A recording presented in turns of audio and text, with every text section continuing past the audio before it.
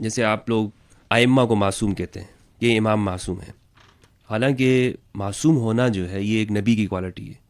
تو آپ نے رسول اللہ جو کہ خاتم النبیین صلی اللہ علیہ وآلہ وسلم ہیں، ان کے بعد تو آپ نے نبوت کے دروازے کو کھلا رکھا، یعنی فرشتے کا آنا، معصوم ہونا.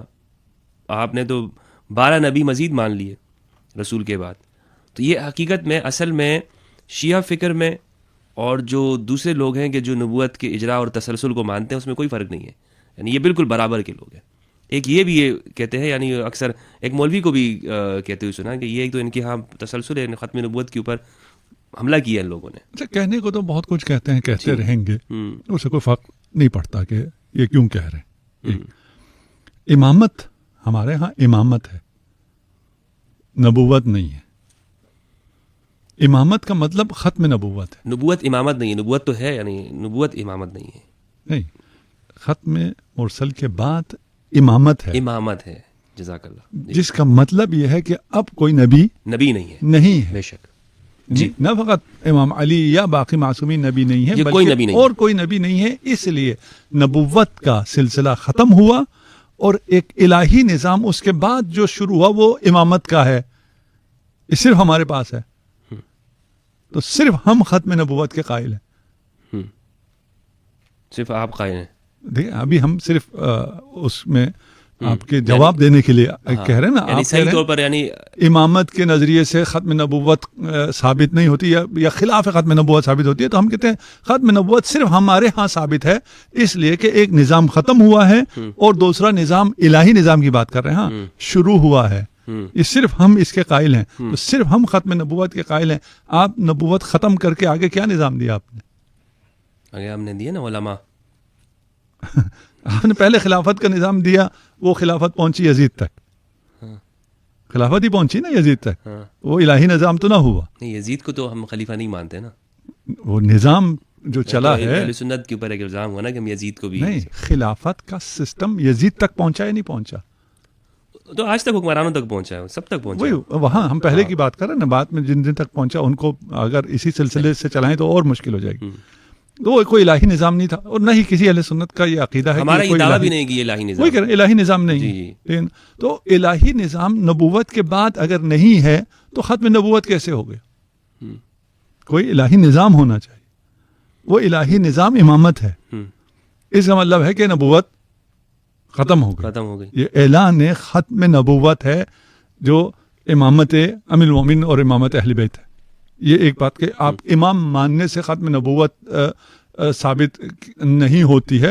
یہ بات اپنی جگہ رہ گیا. اگر کوئی معصوم ہے تو نبی معصوم ہوتا ہے. آپ نبی کو معصوم نہیں مانتے. کون اہل سنت؟ ہاں، نہیں مانتے ہیں. نہیں مانتے. فقط اہل سنت یہ نبی انبیاء کو معصوم مانتے ہیں؟ نہیں مانتے. اچھا. ہاں، پھر اس کے بہت زیادہ ہیں. اچھا. خود رسول خدا کو معصوم نہیں مانتے.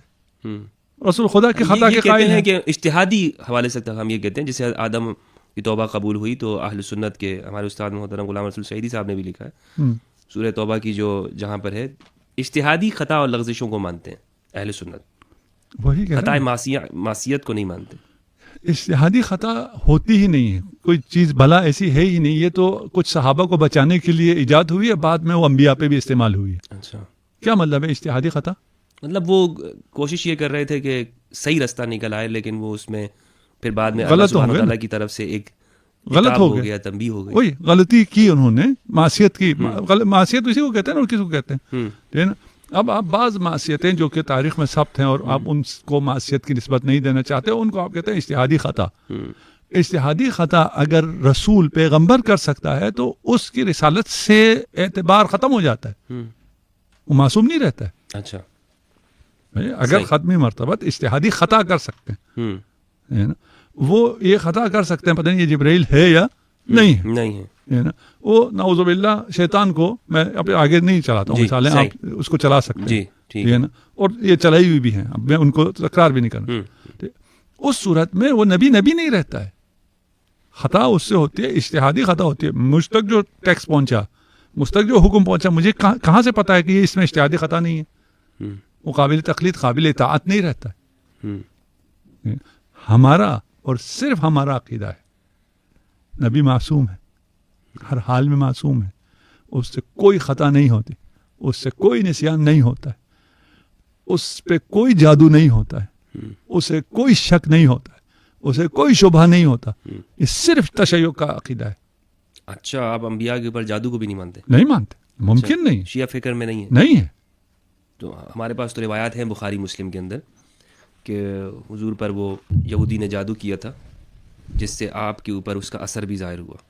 یہی وہ اس حد تک ظاہر ہوتا تھا کہ آپ اگر کوئی کام کر لیتے تھے، نہیں کیا ہوتا تھا تو آپ کو ایسے آپ کو خیال ہوتا تھا کہ گویا کہ میں نے کیا ہوا. یہ صحیح بخاری کی روایت ہے. جی جی، اسی لیے ہم کہہ رہے ہیں. بعض اوقات تو یہ ہے کہ آپ اگر اپنی ازواج کے پاس نہیں گئے ہوئے تھے تو ان کو لگتا تھا کہ میں اس بیوی کے پاس گیا ہوں یا اس کے پاس، تو یہ اتنا اثر آپ کے اوپر ہوا تھا. بات وہی ہو رہی ہے. آپ کہتے ہیں ہم نبی کے معصوم کے قائل ہیں، ہم کہتے ہیں آپ لوگ نبی کے معصوم عصمت کے قائل نہیں ہیں. آپ انہیں محفوظ عن الخطا نہیں سمجھتے ہیں. جب ایک آدمی کو پتہ نہیں ہے کہ میں نے یہ کام کیا ہے یا نہیں کیا ہے. نہیں، پھر وہ جبرائیل امین نے آ کر سورہ فلق اور سورۃ الناس معوذتین بتائیں کہ آپ کے اوپر فلاں یہودی نے جادو کیا ہے اور آپ یہ پڑھیں، اور پھر وہ آپ اس طرح پڑھتے تھے اور اس جگہ سے وہ کنگا وغیرہ وہ پورا وہ کنویں سے نکالا گیا اور آپ سے جادو کا اثر ختم ہوا. صحیح، یہ داستان تو یہی ہے. داستان یہی ہے. اس داستان کے مطابق آپ پہ جادو ہوا. پیریڈ مجھے یاد نہیں ہے، 6 مہینے کتنے کا؟ غالباً اتنا ہی ہے. 6 مہینہ ہے. یہ ایک آدھ دن کا نہیں ہے. آپ نے تو ایسے بیان کیا تھا نا کہ ہوا تو تھا لیکن جبرائیل آئے تھے. 6 مہینے اس وقت میں. جی 6 مہینہ، جو بھی آپ 2 مہینہ کہیں، 1 مہینہ کہیں، 1 دن کہیں، اس پیریڈ میں رسول خدا نے جو کچھ کیا اس کی حجت ختم. ان کو تو پتہ ہی نہیں چلتا تھا میں کر رہا ہوں یا نہیں کر رہا ہوں. جو کچھ کہا یا جو کچھ نہیں کہا اس کی حجت بھی ختم ہو گئی. پھر یہ جو داستان کے مطابق یہ جو جادو ہوا رسول خدا کے بالوں پہ ہوا. رسول خدا کے بال اس یہودی تک کیسے پہنچے؟ یہودی تک کیسے پہنچے؟ وہ کہیں پر جو ہے وہ کسی نے عقیدت کی غرض سے لے لیے ہوں گے اور پھر وہاں سے وہ آگے چلے ہوں گے. نیت کا تو پتہ نہیں چلتا نا. مسلمانوں میں منافقین بھی تو تھے اس زمانے میں. دیکھیے بال کہاں ملتے ہیں؟ بال انسان جہاں بال کٹوا لیتا ہے، اس زمانے میں لوگ باہر اکثر کٹوایا کرتے تھے.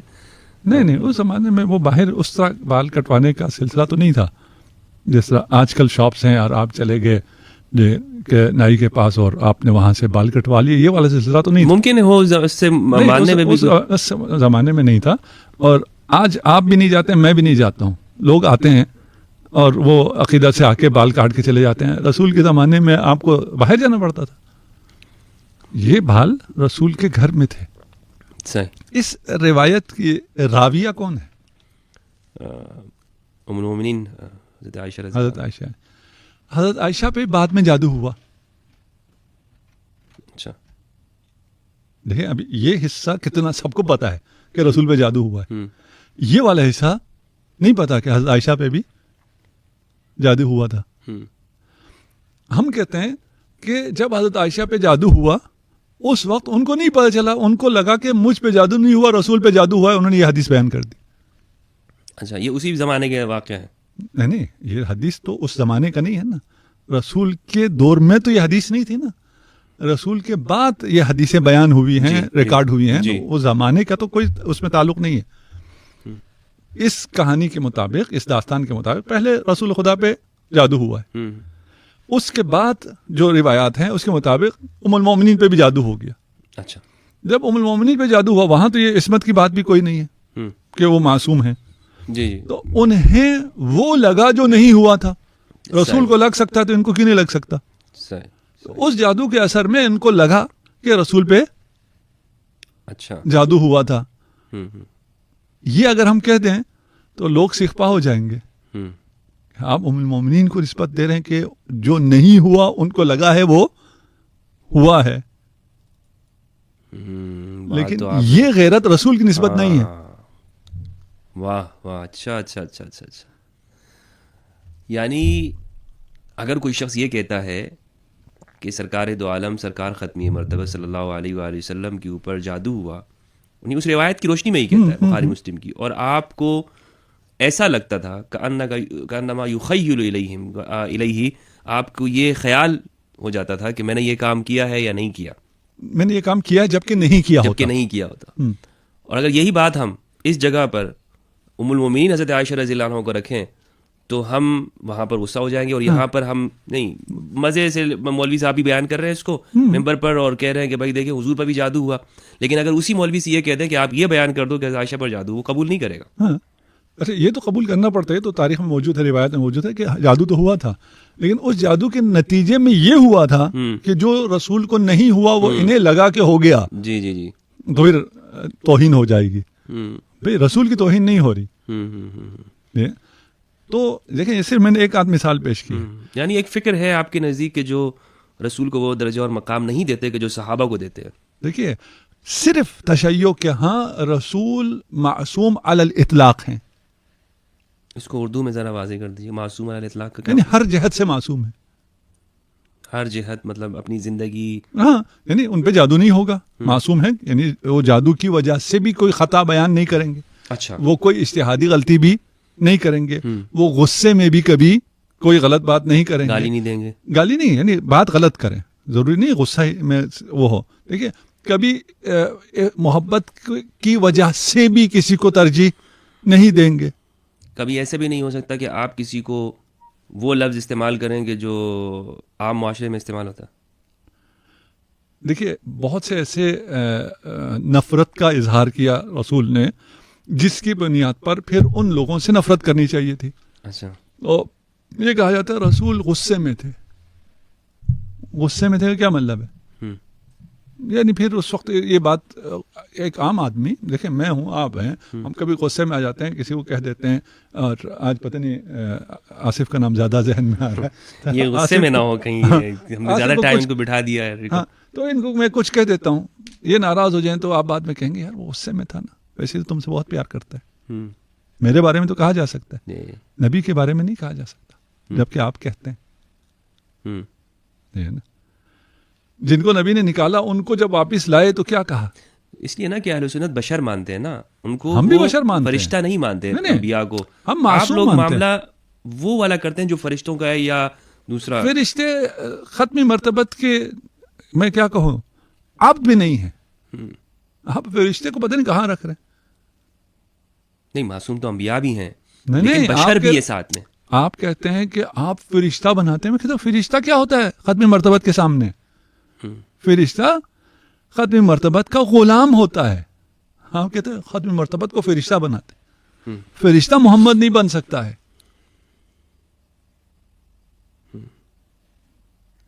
یہی ہم کہہ رہے ہیں نا کہ آپ جائز الخطا مانتے ہیں، آپ اس کو جو مرضی بشر کہیں، فلان کہیں، جو مرضی کہیں. اور اگر ہم کبھی اس کو بیان کریں اور ان موارد کو بھی ساتھ میں بیان کریں تو جو شیعہ عقیدہ ہے رسول خدا کے بارے میں، تو آپ ہمیں کہیں گے یہ لوگ غلو کرتے ہیں، غالی ہیں. کس چیز میں؟ رسول کو منزلت دینے میں بھی. رسول کو جیسے آپ نے ابھی تقریباً کہہ دیا نا کہ آپ رسول کو فرشتہ سمجھتے ہیں. نہیں، رسول کو فرشتہ سمجھنا غلو ہے. بشر ہے نا، قل انما انا بشر مثلکم. نہیں بشر تو ہے، لیکن وہ کیفا بشر مثلکم، نہ کبھی بھی نہیں، کبھی بھی نہیں. انما انا مثلکم اس کے بعد یوحا ہاں وہ یوحا علیہ میں بڑی داستان ہے. یعنی وحی کی جاتی ہے. نہیں نہیں نہیں نہیں نہیں نہیں، پیغام آتا ہے، خبر آتی ہے نا. آپ کو صرف یہ نظر آ رہا ہے کہ انا بشر مثلکم. اس کے بعد کیا کہا ہے؟ تم کہاں میں کہاں، یوحا الیہ، مجھ پہ وحی ہوتی ہے. وحی نے آپ سے اٹھا کے کہاں پہنچا دیا ختم مرتبت کو. ایک تعلق تو ہے، یعنی آسمان کے ساتھ، ملائے اعلیٰ کے ساتھ تعلق ہے، وہ وحی کا ہے، لیکن بذات خود یعنی آپ بشر ہیں، آپ انسان ہیں، جائز الخطا ہیں. آپ دیکھیں یہ لفظ میں استعمال نہیں کر سکتا، لیکن کرتے ہیں خطا اجتہادی. ہمارے علماء نے لکھا ہے. ہاں میں اسکین بھی چلا دوں گا، دوست جو ہے یہاں پر دیکھ سکتے ہیں کہ یہ آپ کے سامنے ان علماء کی جو ہے یہ تصنیفات میں سے نظر آ رہی ہے. میرے استاد محترم علامہ غلام رسول سعیدی صاحب کا تفسیر نعمت الباری سے اسکین بھی ہے آپ کے سامنے. انبیاء کے بارے میں اہل سنت کا آفیشیل عقیدہ یہی ہے کہ آپ سے جو جیسے آدم کا واقعہ ہے یا حضرت یونس کا ہے یا حضرت موسیٰ علیہ السلام نے جو ان سے جو واقعہ سرزد ہوا، جو واقعہ پیش آیا، اس کے لیے اہل سنت نے لکھا ہے کہ یہ اجتہادی لغزشیں ہیں. تو لیکن میں اس لیے نہیں استعمال کرنا چاہتا حضرت کہ انبیاء کا مقام بہت بلند ہے، اللہ سبحانہ وتعالیٰ ان کو نبوت سے سرفراز کرتے ہیں. اللہ بہتر جانتا ہے کہ وہ کہاں پر رسالت کو رکھتا ہے یا پیغام کو رکھتا ہے, یعنی ہم اس کا اندازہ بھی نہیں کر سکتے. لیکن بہرحال وہ پھر بھی تو پیدا ہوئے ہیں نا, ان کی تاریخ ولادت معلوم ہے, تاریخ وفات معلوم ہے. تو اس سے کیا ہو جاتا ہے؟ اس سے یہی کہ وہ اس دنیا پہ اوپر رہتے تھے, کھاتے پیتے تھے, اور اس سے جائز الخطا ہو جاتے ہیں. ہم یہی کہہ رہے ہیں معصوم ہیں, ہر خطا سے پاک ہیں, ہر لغزش سے پاک ہیں, بشر ہیں, لیکن یوحا الیہ ہے, وحی ہوتی ہے.